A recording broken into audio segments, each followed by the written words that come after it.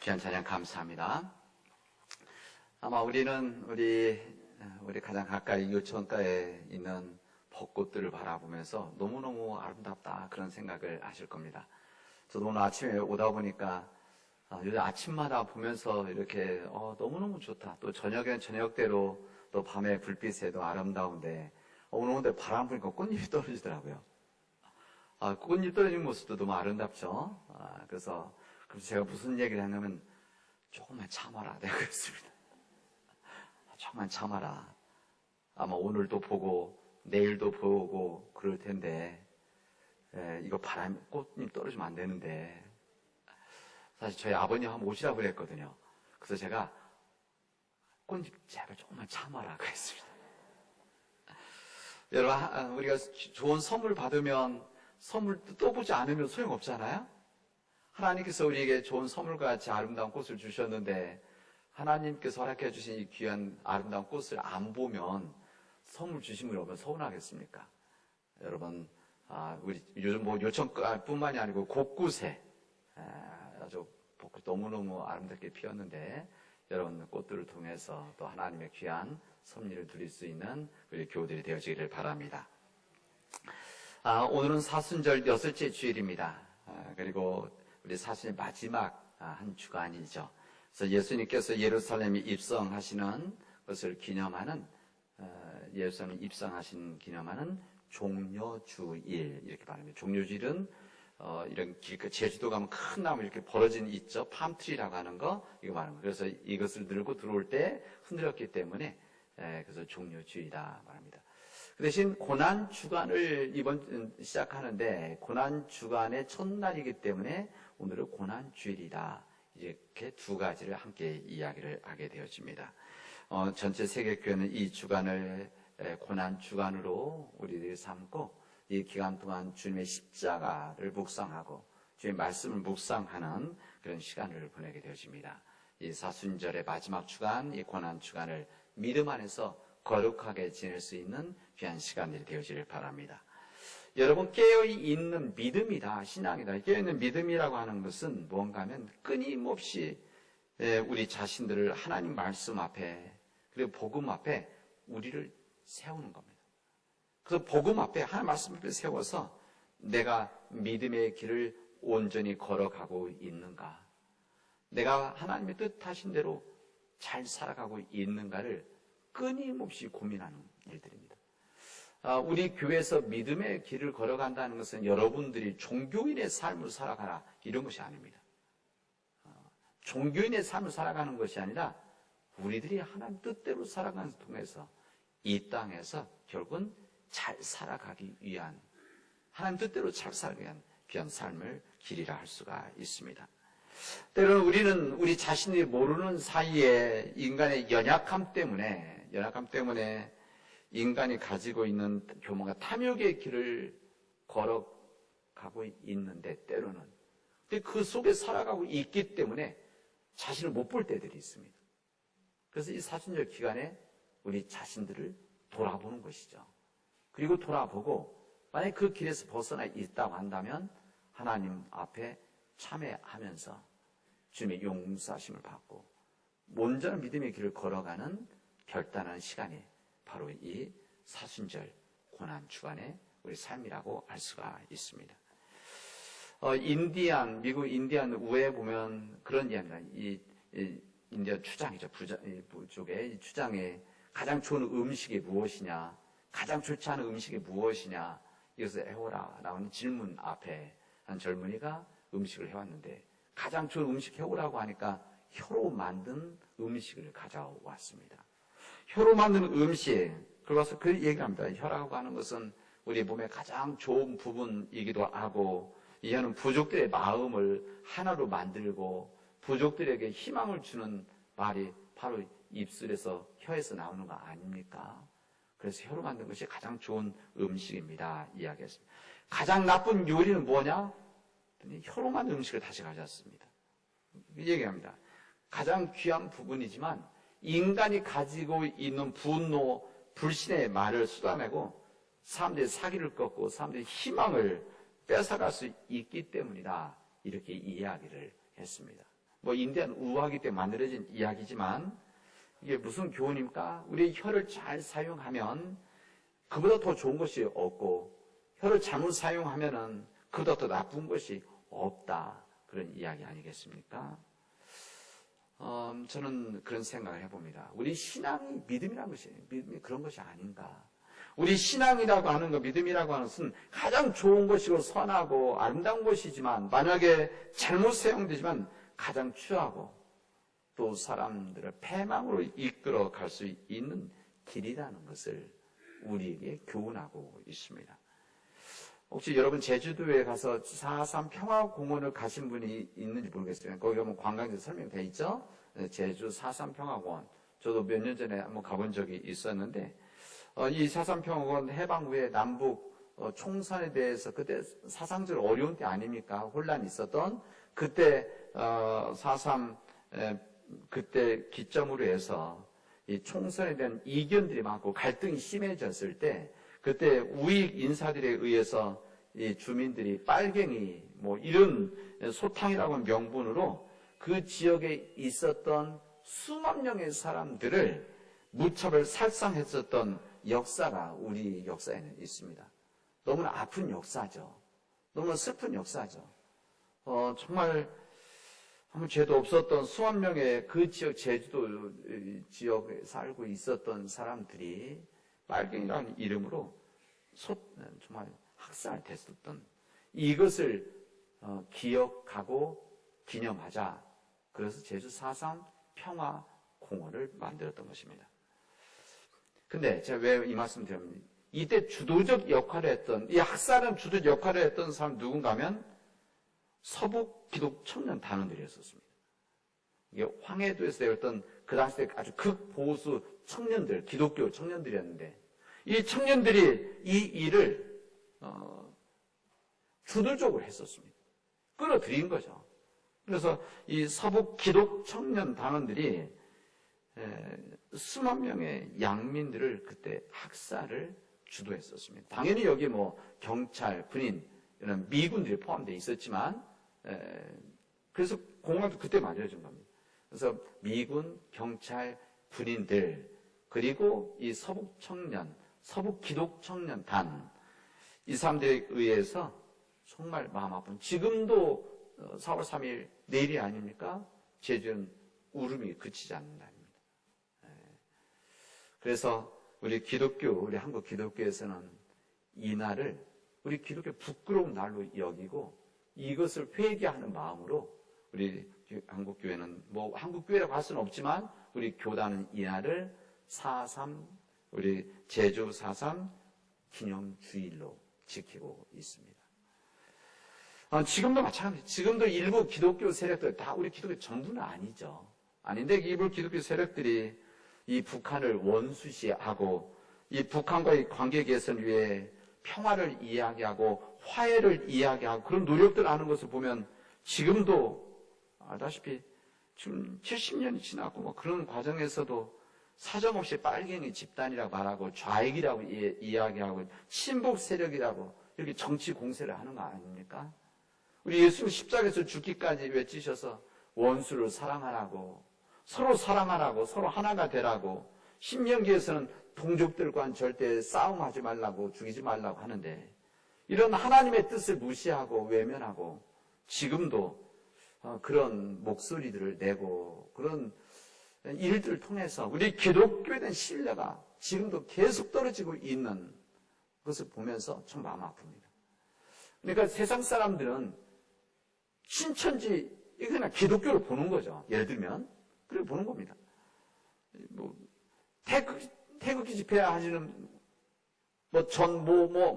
이런 목사님 이런 분들이 나서 하는 것들 다 그냥 기독교 전체가 하는 것으로 받아들이고 있기 때문에 이 세상 사람들이 우리 기독교에 대한 신뢰를 자꾸 땅에 떨어뜨리고 있는 것이죠. 오늘 본문의 말씀은 빌라도가 재판장에서 이루어졌던 빌라도 재판에 있었던 한 역사를 우리에게 알려줍니다. 십자가에 못 박도록 넘겨졌던 예수님은 십자가를 지시고 골고다 언덕길을 올라가십니다. 우리 주님께서는 조롱과 수고, 너무나 이 조롱당하고 수치를 당하는 이런 힘든 시간, 그리고 매질을 하고 채찍질하는 이런 일들 통해서 예수님이 지쳐버리신 겁니다. 힘드셨던 거죠. 그래서 예수님은 십자가를 지고 올라가시다가 쓰러지시고 또 쓰러지니까 십자가를 지고 할 수 없는 상황이 되어지니까 로마 병사들이 구레네에서 왔던 한 사람, 이 사람이 시몬인데, 이 사람 구레네라는 것은 아프리카 지역입니다. 이 아프리카에서 왔었던 이 유월절 때 유대인에서 와서 이 축제 때 와서 구경으로 왔었던, 그리고 사람들이 모여서 고고다 올라가는 그 구경에 있었던 사람들의 그 뛰어서 보고 있다가 몸이 좋았던 모양이죠. 로마 병사가 끌어내서 예수님 대신 십자가를 지고 가라고. 그래서 지고 올라가게 되어집니다. 어쩔 수 없이. 그랬죠? 예. 골고다 언덕에는 세개 십자가가 있었습니다. 세개 십자가가 있다는 것은 십자가 처형을 당하는 3명의 사람들이 있다는 것을 알려주는 말입니다. 예수님과 두 사람이 그 십자가에 못 박히게 되어집니다. 이 두 사람 사이에 예수님이 있게 되어지죠. 그리고 다른 복음서에 우리 마태, 마가, 누가, 요한복음에서 오늘 읽은 본문, 다른 본문에 보면 뭐라고 나오는가 하면 이 사람들이 두 사람 행악자들이다. 어디는 강도들이었다. 이렇게 나옵니다. 그리고 예수님은 이 두 강도의 행악자들 사이에서 똑같이 처형을 당하게 되어진 겁니다. 여기에 어떻게 보면 보이지 않는 하나의 의도가 좀 담겨져 있었습니다. 예수님께서 강도들 사이에서 강도들과 똑같이 죽어가는 이 모습을 사람들에게 보여주고, 그리고 그 소문들이 당연히 나지 않겠습니까? 곳곳에. 그러면 예수님도 그 강도 중에 한 사람같이 여겨지도록 하는 보이지 않는 의도가 담겨져 있었습니다. 하나님의 아들이고 유대인의 왕이라고 말했었던 이 예수님, 결국 실제로는 이 나사렛 사람이고 강도와 함께 강도처럼 처형당에 마땅한 사람이라는 것을 사람들에게 알리는 것이죠. 그런 의도가 여기 담겨져 있는 겁니다. 우리 역사에서도 이런 일들이 얼마나 많이 있었습니까? 아까 제주 4.3 이야기했는데, 이 4.3 때에도 이 악한 권력자들이 죄도 없는 민간인들을 뭐라고 했었습니까? 그 당시 때 빨갱이라고 했었습니다. 그리고 빨갱이라고 돌려서 정말 그 아이들까지도 다 학살했던 아픈 역사가 우리에게는 있죠. 당장 우리 5월에 광주만 했어도 그때 뭐라고 했었습니까? 그 당시 때 폭도라고 했었습니다. 폭도. 그래서 자신들의 이 폭력을 정당화했었죠. 이런 일들이 지금 역사뿐만이 아니라 우리 세계 역사는 계속 이어지는 사실들입니다. 근데 여기에서 오늘 우리들이 정말 귀한 메시지가 있습니다. 이 빌라도가 이 십자가 패를 써서 위에다가 명패를 써서 붙였습니다. 당시 죄수들을 사용할 때는 다 그런 건 아닌데 여기다 이름도 쓰고 직책도 쓰고 계명도 쓰게 되었습니다. 그때 이 빌라도가 이렇게 기록을 했습니다. 나사렛 예수, 나사렛 사람 예수, 유대인의 왕, 이렇게 썼습니다. 나사렛 출신 유대인의 왕. 이 나사렛, 갈릴리, 그때 예루살렘에서 보면은 약간 무시한 말입니다. 아주 지방이란 말이죠. 그리고 유대인의 왕이다. 무슨 말일까? 유대인의 왕이었기 때문에 십자가 처형을 당하는 것이다. 이렇게 말하는 겁니다. 근데 보십시오. 오늘 본문에 보면 이 그들 곁에서 이것을 보았던 유대 지도자들이 당황하고 분노를 했습니다. 왜 분노했을까? 왜 그런가 하면 그들은 유대인의 왕이 아닌 예수가 스스로 왕으로 칭했다고 그들이 잡아서 죽이려고 했었는데 여기다 유대인의 왕이라고 쓰면은 그럼 예수님 그들이 생각하는 그 나사렛 올라왔었던 이 예수가 유대인의 왕이라고 하는 것을 로마 총독이 인정하는 꼴이 될까봐 이들은 안 된다 거부를 했던 것입니다. 이때 빌라도는 어떻게 합니까? 이 유대인의 요구 앞에 단호하게 거절을 하게 되었습니다. 왜 그런가 하면 이 빌라도 총독은 예수님을 신문하면서 알았습니다. 예수님이 죄가 없다는 것을, 사형에 처할 만한 죄가 없다는 것을 이미 알고 있었기 때문에 원래 풀어주려고 했던 거 아닙니까? 그런데 유대 지도자들이 그냥 있었겠습니까? 아닙니다. 유대 지도자들이 막 선동해서, 사람들을 선동을 해서 빌라도 당신이 만약에 이 예수를 십자가 처형시키지 않으면 당신 로마 황제 충신이 아니다. 이것을 세상에 알리겠다. 압박을 했어서 협박을 했던 것이죠. 이런 시끄러운 분쟁이 일어났을 때 이 분쟁 시끄러운 거 밀란 이거 원치 않았던 빌라도는 그 유혹에 굴복하고 그때 예수를 내어주게 되어지는 것입니다. 로마 총독으로서의 권위가 실추되는 굴욕이었죠. 왜 그런가 하면 자기는 풀어주려고 했는데 사람들의 요구 때문에 이거 바꾼 거 얼마나 부끄러운 일입니까?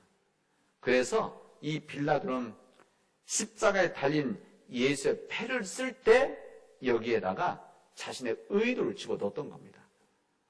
어떻게 보면 소심한 복수를 한 것이죠. 그런 겁니다. 그 패가 없었다고 한다면 예수는 두 강도 사이에서 강도처럼 죽어간 강도의 이 반열에 있는 한 사람으로 치부될 수도 있었을지도 모릅니다. 그러나 빌라도는 하나님의 역사에 의해서 십자가에 달린 이 예수는 단순한 예수가 아니라 나사렛 예수 유대인의 왕이었다라고 하는 것을 세상에 알리는 그런 메신저 역할을 감당했던 겁니다. 자신의 의도는 아니었지만 그러나 하나님의 역사에 쓰임을 받게 되어진 것이죠. 온 세상에 알린 겁니다. 하나님의 놀라운 증언을 이 빌라도를 통해서 이루어지게 되어집니다. 하나님은 항상 하나님의 사람들만 쓰시는 것은 아닙니다. 왜냐하면 이스라엘 민족의 바벨론에 끌려가 있을 때 이들을 풀어냈던 이 페르시아, 페르시아 왕이 고레스인데 이 고레스를 우리 이사야에서 보면 그는 하나님의 종 이렇게 말하지 않습니까? 하나님은 항상 믿지 않는 사람들도 하나님의 역사를 쓰시는 겁니다. 그래서 이 빌라도를 통해서 예수님께서는 유대인의 왕이었다. 이렇게 이야기합니다. 골고다 언덕 십자가에서 못 박힌 예수가 바로 인류의 죄값을 위해서 이 땅에서 유대인의 왕 그리스도이셨다. 이 부분을 이 명패를 써서 세상에 알리게 되어집니다. 2000년이 지난 지금도 이 말씀 우리가 읽고 있는 것 아니겠습니까? 그런 것이죠. 본문에 보면 저희가 예수를 맡음에 예수께서 자기의 십자가를 지시고 해골 히브리 말로 골고다라고 하는 곳에 나오시니 그래서 우리는 골고다 언덕 골고다 산 뭐 이렇게 이야기를 하죠. 여기 보면 이렇게 됐습니다. 예수님께서 자기의 십자가를 지셨다 이랍니다. 자기 십자가를 지셨다고 하는 것은 수동태가 아닙니다. 본문 자체. 어쩔 수 없이 지었다는 것이 아니라 이 부분이 어떻게 되냐면 자기 십자가를 예수님이 지셨다. 이렇게 되어져 있습니다. 무슨 말입니까? 예수께서 유대 지도자들이 고발했기 때문에 십자가를 지신 것이 아니다. 빌라도가 사형선고를 했기 때문에 예수님이 십자가를 지셨다. 이게 아니라는 겁니다. 로마 군병들의 폭력으로 십자가를 지고 끌고 올라갔었기 때문에 어쩔 수 없이 십자가를 지신 것이 아니라 무슨 말입니까? 예수님께서 자기 십자가를 지신 위대한 사건이었다. 이렇게 말씀하는 겁니다. 주님의 때에, 주님의 때가 있어요. 주님의 때가 되어져서 이 주님께서 계획하신 길을 따라 자기의 십자가를 지고 그 길을 걸어가셨다는 것을 오늘 성경 우리들에게 아주 짧은 기절이지만 우리에게 증언해 주시고 있습니다. 그 길이 어떤 길이냐? 그 길이 인간을 구원하는 하나님의 귀한 사랑의 뜻이었기 때문에 이 길을 예수님께서 자기 십자가를 지신 것이다. 끌려가신 것이 아니라 자기 십자가를 지신 것이다 말씀하신 겁니다. 한번 생각해 보세요. 예수님께서 예루살렘에 올라오시기 전에 이게 올라왔다 어쩔 수 없이 갑자기 단 사건이 아니라는 겁니다. 예수님께서 예루살렘에 올라오시기 전에 제자들에게 내가 예루살렘에 올라가면 그래가면 장로들과 제사장 붙잡혀서 내가 고난을 당하고 끝내는 십자가에서 죽게 되어질 것이다. 그리고 끝내는 사흘 만에 부활할 것이다. 말씀을 하셨습니다. 이것도 몇 번? 3번이나. 이미 예수님 예루살렘에 올라가시면서 입성하시면서 나는 예루살렘에 올라가면 죽을 것이라는 것을 십자가에 당하실 것을 이미 알고 계셨습니다. 그러면 이제 선택이 있는 거 아닙니까? 우리 주님께서 내가 예루살렘에 올라가지 않고 다른 성으로 가야 되겠다. 그래서 그곳에서 복음을 전하는 일을 해야 되겠다. 아니면 다시 갈리 지역에 가서 사람들이 더 말씀을 전하고 귀신들을 내쫓고 병자 치유해주겠다. 이러실 수도 있었습니다. 주님의 선택이시죠. 예수님의. 예수님은 이미 알고 있는 상황에서 십자가를 받으실 건 다 아시면서 그 길을 올라가신 겁니다. 고난의 길이었지만 예수님은 행복한 길을 올라가셨습니다. 왜? 그 길이 하나님께서 원하셨던 그 길, 인간을 구원하는 길이었기 때문에 그랬습니다. 예수님이 십자가에 돌아가신 것을 보면 우리들은 그 당시도 마찬가지로 지금도 우리는 그 생각 아닙니까? 마치 악한 사람 세상을 주도하는 것과 같이 우리 느껴질 수가 있습니다. 악한 사람들의 힘이 너무 강해서 악한 사람들이 이 모든 일들을 이렇게 다 만들어 가는 것이구나. 예수님 거의 희생 당하셨구나. 이렇게 생각하실 텐데. 근데 오늘의 본문의 말씀은 이 십자가가 어쩔 수 없는 당한 십자가가 아니라 자기의 십자가를 주님이 짊어지시고 선택한 그 길이다. 이것을 말씀하시는 겁니다. 지금도 마찬가지 아닙니까? 지금도 이 세상 돌아가는 거 보면, 생 흐름을 보면, 이 악한 사람들, 바르지 못한 사람들이 끌고 가는 이 세상, 어쩔 수 없이 당해야만 하는 이 선한 사람들의 이 인생과 세상이 때로는 너무 막 분노가 일어나고 치밀 때가 있지 않습니까? 어떻게 이런 역사를 만들어 갈까? 이런 부끄러운 역사를 어떻게 이렇게 끌고 나갈까? 하지만 그러나 오늘 예수님의 사건을 보면, 예수님의 24가 사건을 보면 악인들이 모든 일들을 이끌고 가는 것 같지만 이 모든 일마저도 주님이 이끌어 가시는 하나님의 역사라는 것입니다.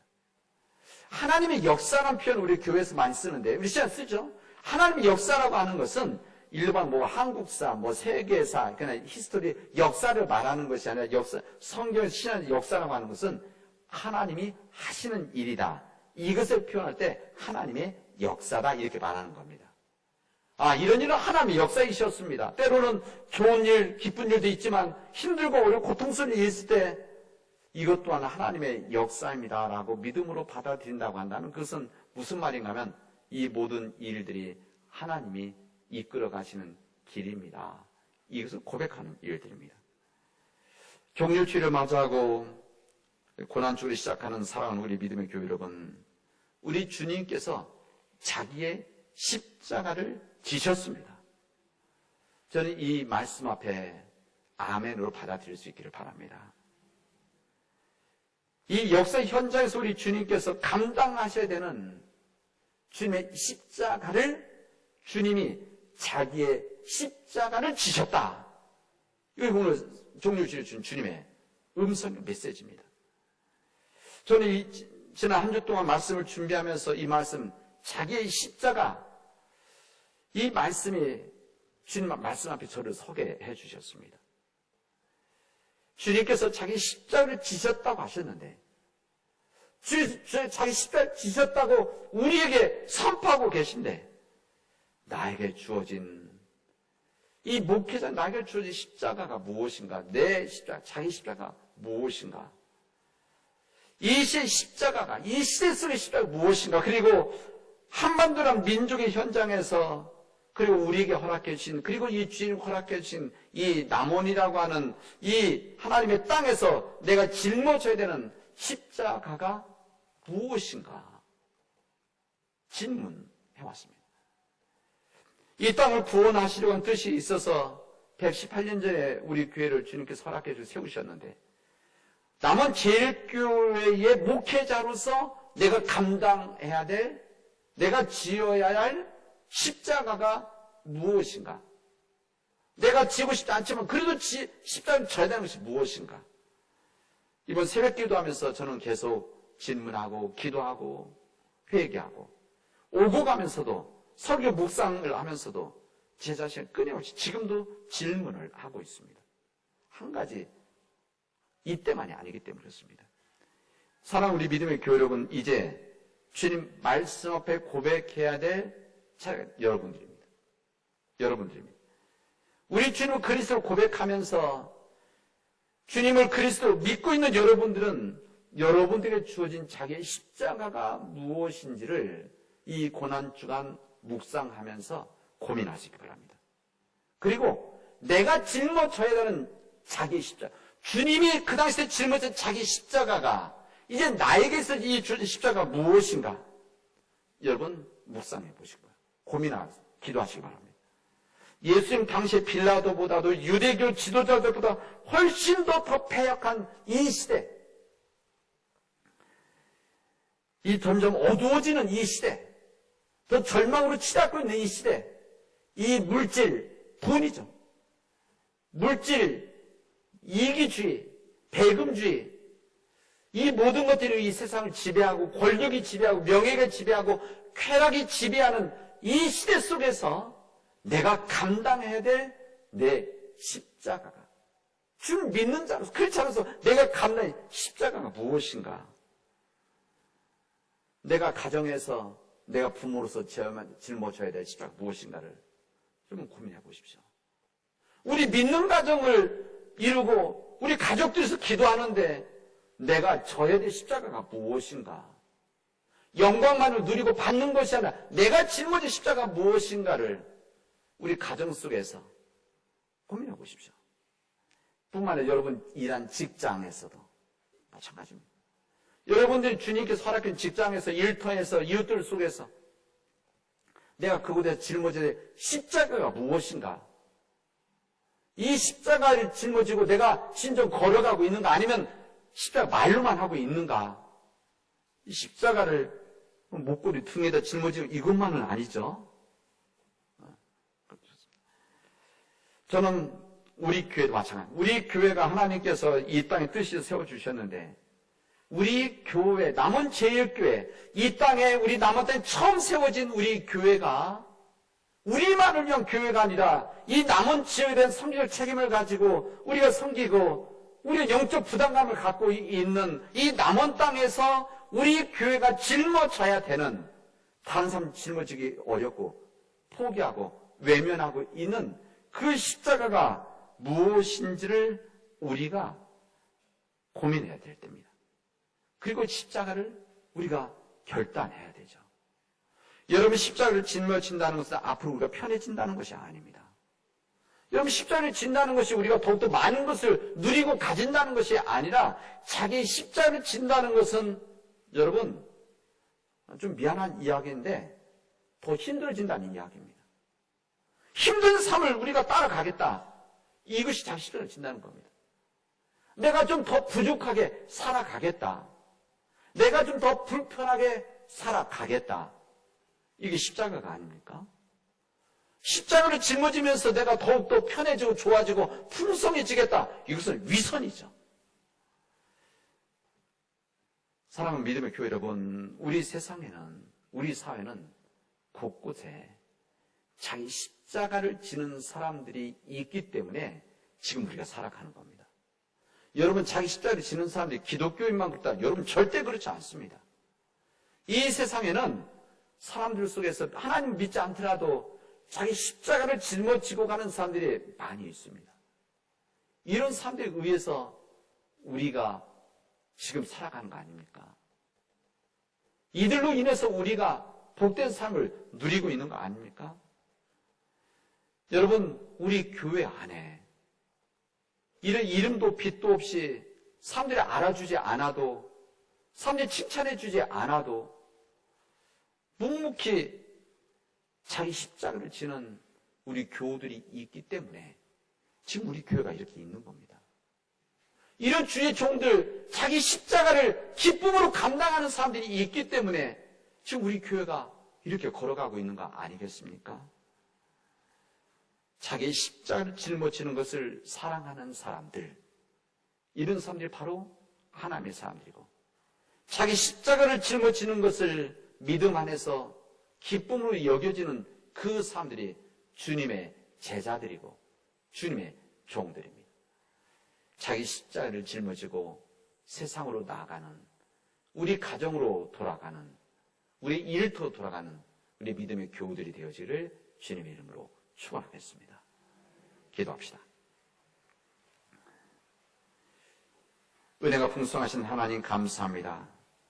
우리에게 귀한 은혜 주셔서 자기 십자가를 짊어지고 하게 하신 것 감사합니다. 우리 믿음의 교회, 지난 118년 동안 자기 십자가를 지었던 믿음의 교우들에서 세워진 우리 교회, 지난 25년 동안 복지관을 위해서 헌신하고 수고했던 자기 십자가를 졌던 주의 종들에 세워진 우리 장애인 복지관, 긴 시간 동안 힘듦과 어려움이 있었지만 자기 십자가를, 내 십자가를 받아들이고 헌신했던 평화의 집, 어렵고 힘들고 열악한 상황 속에 있지만 받은 사랑과 은혜 때문에 정말 열악한 상황 속에서 믿음의 일을 감당하는 우리 선교사님들, 그대 십자가를, 자기 십자가를 지고 가고 있는 이 주의 종들, 이 세상에 우리 지역사회에서, 우리 교회에서 자기 십자가를 외면하지 않고 짊어지고 나가고 있는 이 주의 백성들, 하나님께서 복 내려 주시옵시고 이 주의 종들을 통해서 우리 이 교회가 세워지고 우리가 허락하는 남은 땅이 하나님의 땅이 되어지고, 주님, 우리 민족이 의의 길을 걸어가는 이 믿음의 역사가 우리 안에서 고백되어지고 결단할 수 있도록 도와주시옵소서. 예수님의 이름으로 기도합니다. 아멘.